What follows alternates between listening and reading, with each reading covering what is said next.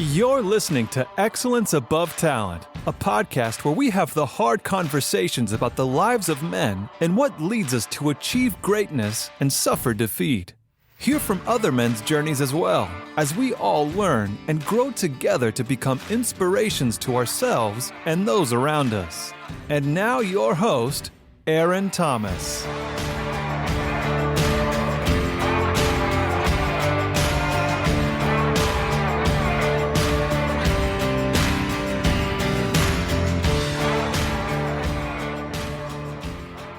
What's up, my beautiful people? Aaron Thomas with Excellence Above Talent. Took a week off. That series, 24-week series on why men become abusive and ways we can be better. 24 weeks of constant content, constant trying to figure out what to talk about. It's a lot. And so mentally, I just took a week off to reset and figure out what's next on my podcast and this series. And I was doing some reading the Bible, and specifically Numbers. And they're talking about how Caleb and Joshua went to the promised land with the 10 spies, and 2 of them came back and said, let's go take it. And 10 of them was like, we can't do it. And so the topic on this podcast is stop explaining yourself to people committed to misunderstanding you. So I want to talk directly to that man who feels like he's walking life alone, that he has no support. His friends don't support him or don't see him. His community might not support him or see him. But there is grace and mercy in the pain that you feel when you're trying to walk and be the best man that you can possibly be. And a lot of men carry responsibilities. They carry pressure. They carry expectations. They carry burdens that no one knows about. And I want to start with the truth. There are times when persuasion is no longer productive. You can't force people to value what God has shown you. You can't force people to understand your growth. You can't force people to understand your healing. You can't force people to understand your vision. And if you're not careful, you'll spend so much time explaining yourself that you'll completely lose yourself in the process. And as men, one of the greatest dangers we face is becoming disconnected from who we really are. Not because we're bad men, not because we're weak, but we are constantly performing for everyone else. Men are dying for approval. It's something I feel like we work for. We work hard for. Provider, protector. I go out there and I would do anything for my family. Looking for someone to say, hey man, you're doing a good job. Or hey man, I see you. But there are a lot of men who are exhausted. Not from working, not from fatherhood, not from leadership, not from carrying responsibilities. They're exhausted because they constantly seek approval.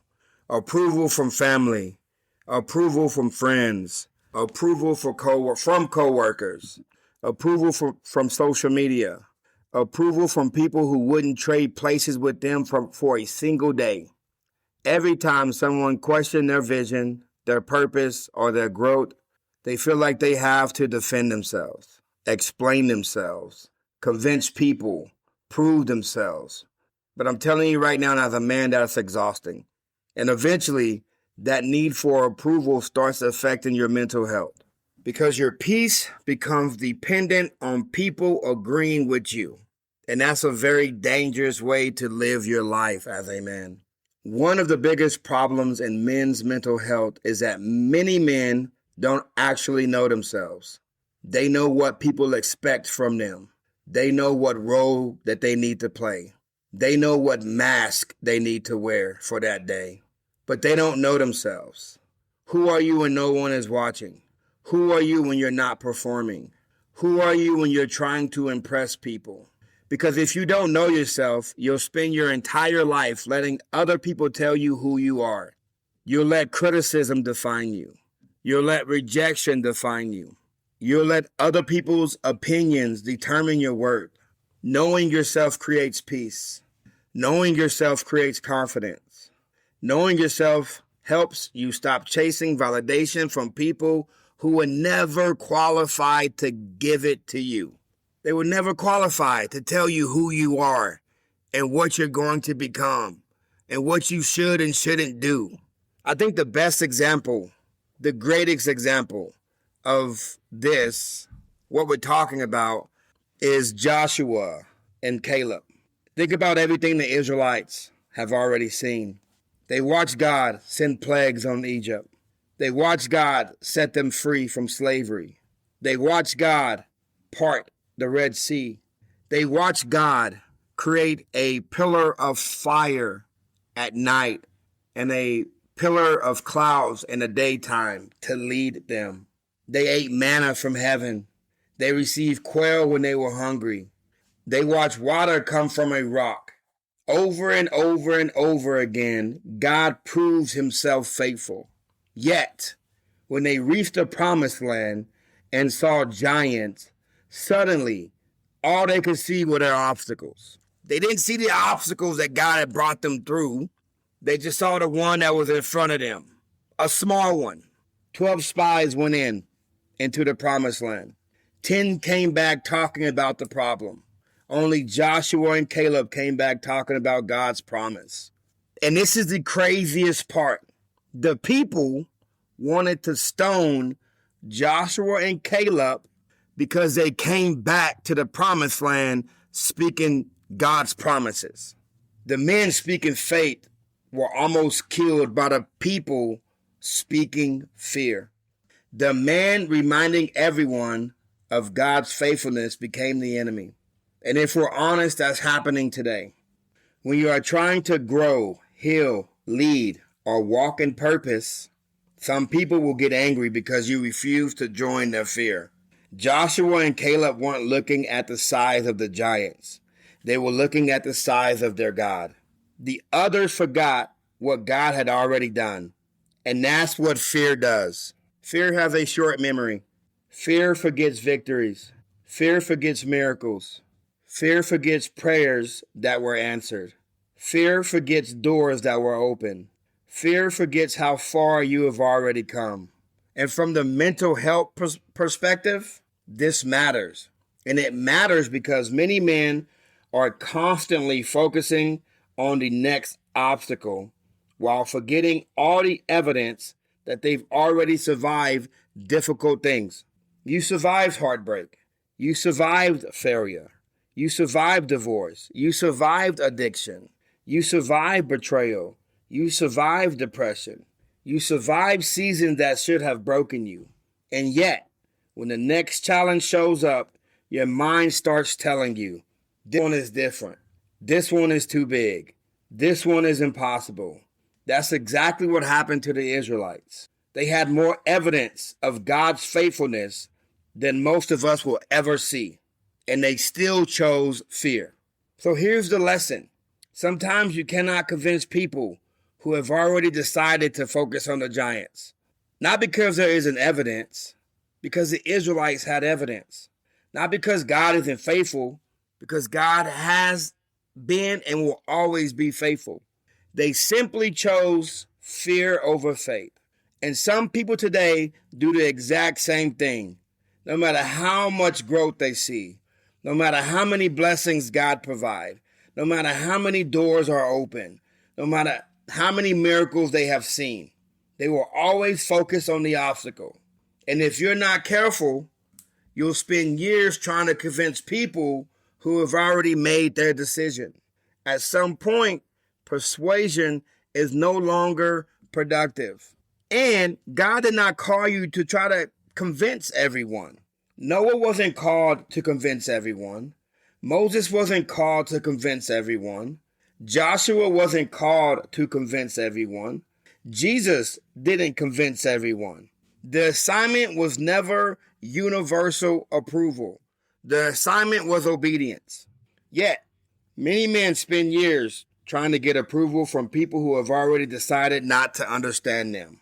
And the longer you do that, the more exhausted you become, the more anxious you become, the more frustrated you become, because you're trying to control something that was never meant to be controlled. And this is why I think a lot of men burn out. They burn out because they're carrying things that don't belong to them. Other people's perspectives, other people's expectations, other people's opinions, other people's fear, other people's limitations. And eventually it becomes too much. A man can only carry so much weight before he starts to break down. That's why men's mental health matters, because some men don't realize they're drowning until they're already underwater. And we had a session a couple of weeks back about you cannot heal while performing. And it was a whole podcast on that. So I'm just kind of going to go over it, but it's not going to be in depth. You can go back to the previous podcast and listen to it. But some men are trying to heal while pretending they're okay, pretending they're not hurt, pretending they're not tired, pretending they don't need help. Healing doesn't start when you pretend. Healing starts when you're honest. You have to be honest enough to say, I'm exhausted, I'm struggling, I'm carrying too much. I'm trying to convince people who don't want to understand. That's not weakness. That's awareness. And awareness is where healing begins. One of my favorite things about this story in Numbers 14, is what happened afterwards. The 10 spies disappeared from the story to never be seen or heard of again. But Joshua and Caleb, they kept showing up. They kept walking. They kept trusting. They kept following God. The people who focused on fear disappeared. The people who focused on faith continued into the promise. And that's the lesson. Sometimes the people who spend all their time talking about why something can't happen eventually disappears from the story, while the people who trust God keep moving forward. So to the man or to the men listening today, stop explaining yourself to people committed to misunderstanding you. Stop carrying expectations that don't belong to you. Stop seeking validation from people who cannot give you what only God can give you. Know yourself. Protect your peace. Take care of your mental health. And remember, not everybody has to see what God showed you. Not everyone has to believe in your vision. Not everyone has to understand your purpose. Your responsibility as a man is not persuasion. Your responsibility is obedience. Keep moving forward. Keep growing. Keep healing. Keep trusting. Because the strongest thing a man can do is know who he is when the world disagrees. Take care of your mind. Take care of your spirit. And remember, you are never alone in this battle. If anyone hasn't told you today that they love you, let me be the first to say I love you. You are awesome. You are amazing. You deserve the best that this world has to offer. Do not quit. Do not give up. The world does not get easier, but you get stronger. Y'all have a blessed weekend. Bye-bye. Thank you for listening. Be sure to subscribe to the podcast so you never miss an episode. And for daily motivational and up-to-date content, follow us on Facebook and Instagram at Excellence Above Talent. And remember, keep moving forward, never give up, and you are never alone in this battle. We'll see you next time.